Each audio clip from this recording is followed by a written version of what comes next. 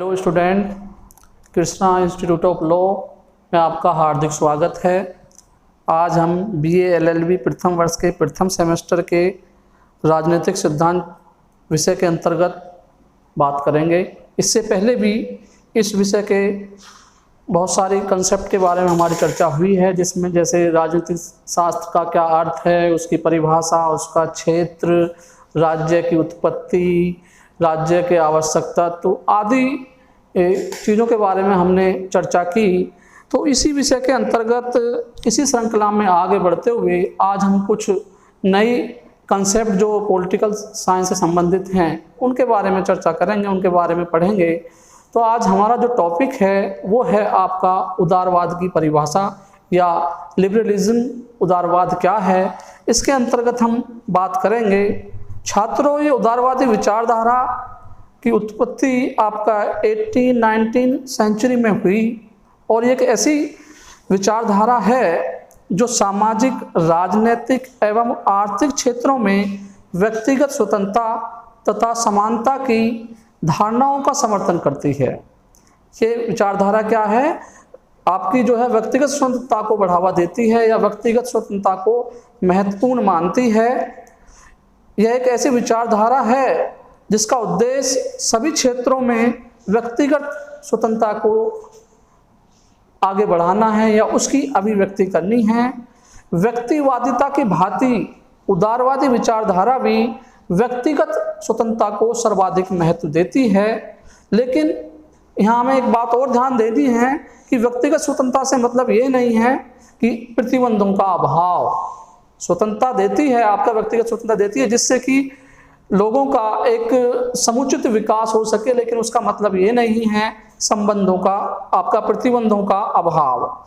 ये क्या है, नियंत्रित स्वतंत्रता पर आपका विश्वास करती है, अनियंत्रित स्वतंत्रता पर विश्वास नहीं करती है। तो उदारवादी एक ऐसी विचारधारा है जो व्यक्तियों को जो है आपका व्यक्तिगत स्वतंत्रता, समानता सभी क्षेत्रों में इसको महत्वपूर्ण स्थान आपका देती है। इसी उसमें हम आगे बात करेंगे उदारवाद के सिद्धांत। उदारवाद एक ऐसी विचारधारा है, हमने जाना कि जिसके अंतर्गत व्यक्तिगत स्वतंत्रता, समानता आदि को बढ़ावा दिया जाता है, आदि को अधिक महत्वपूर्ण माना जाता है। तो इसी के अंतर्गत हम बात करेंगे प्रिंसिपल ऑफ लिबरलिज्म, उदारवाद के सिद्धांत, यानी उदारवाद किन सिद्धांतों से मिलकर बना है उसके बारे में हम चर्चा करेंगे। सबसे जिससे कि इन सिद्धांतों के बारे में चर्चा करने के उपरांत हमारे मन में लिबरलिज्म के प्रति एक कंसेप्ट क्लियर हो जाएगी कि व्हाट इज लिबरलिज्म, उदारवाद है क्या। जब हम क्योंकि उदारवाद इन सभी जो हम सिद्धांत की बात कर रहे हैं इन सभी सिद्धांतों का एक सम्मिलित रूप है। फर्स्ट है हमारा आपका freedom of thought, expression and faith, यानी विचार, अभिव्यक्ति और विश्वास की स्वतंत्रता। यानी उदारवाद ऐसा सिद्धांत है आपका या ऐसी विचारधारा है जो लोगों में विचारों की स्वतंत्रता, अभिव्यक्ति और विश्वास की स्वतंत्रता को बढ़ावा देती है, जो सभी लोगों को अपने विचार अभिव्यक्त करने, अपने विचारों को दूसरे के सामने रखने की स्वतंत्रता प्रदान करती है। नेक्स्ट पॉइंट है आपका फेथ इन डेमोक्रेसी, लोकतंत्र में आस्था। लोग काफी हद तक जो आज वर्तमान में हम लोकतंत्र का रूप देख रहे हैं, उदारवाद उसी का प्रारंभिक रूप है। लोकतंत्र से अर्थ है जनता की सरकार, अर्थात जनता के द्वारा चुने गए प्रतिनिधियों की सरकार जो जनता की भलाई के लिए कार्य करते हैं, जो समानता के सिद्धांत पर विश्वास करते हैं, जो संपूर्ण लोगों की भलाई के लिए काम करते हैं। लोकतंत्र में आस्था यानी लोकतंत्र एक ऐसा सरकार का रूप है जो लोगों के विकास के लिए कार्य करता है, लोगों की स्वतंत्रता के लिए कार्य करता है, लोगों की आर्थिक असमानता को कम करने के लिए प्रयास आपका करता है।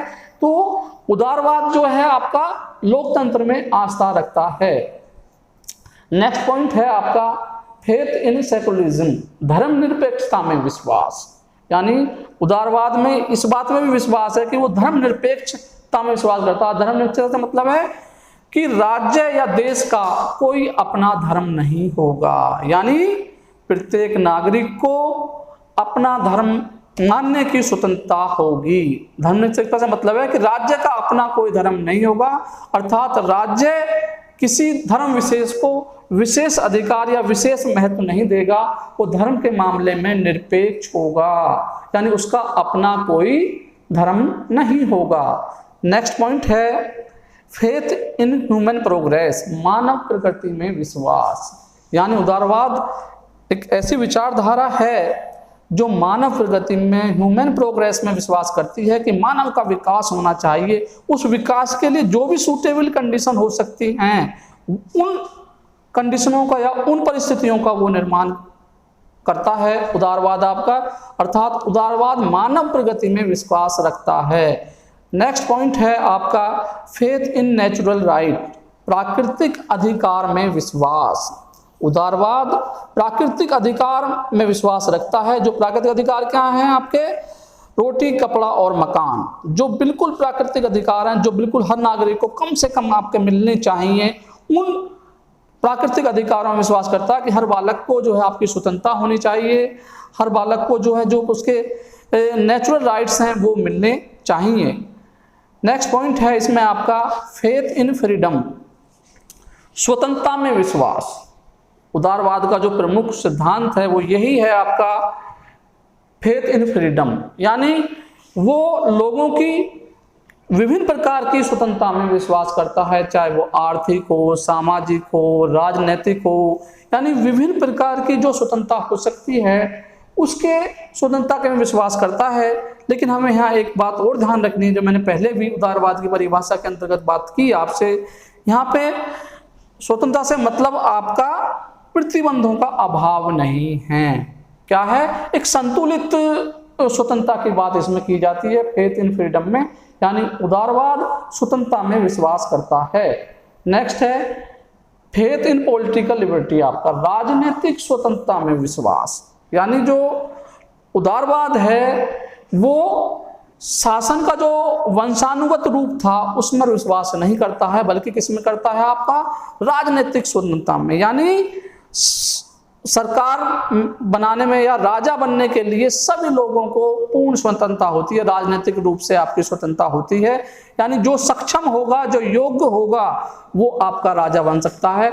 सभी लोगों को राजनीतिक स्वतंत्रता में विश्वास होता है, यानी उदारवाद ऐसा विचारधारा है जो राजनीतिक स्वतंत्रता में विश्वास करती है। तो छात्रों, आज हमने जाना कि उदारवाद क्या है और उदारवाद के प्रमुख सिद्धांत क्या हैं, जिससे हमें ये क्लियर हो गया उदारवाद एक ऐसी विचारधारा है जो राज्य के लोगों के लिए जो है स्वतंत्रता, समानता, धर्मनिरपेक्षता आदि में विश्वास करती है और उन्हें कम से कम इन चीजों को प्रदान करने की कोशिश करती है, जिससे कि देश या राज्य के लोगों का समुचित विकास हो सके। Thank you.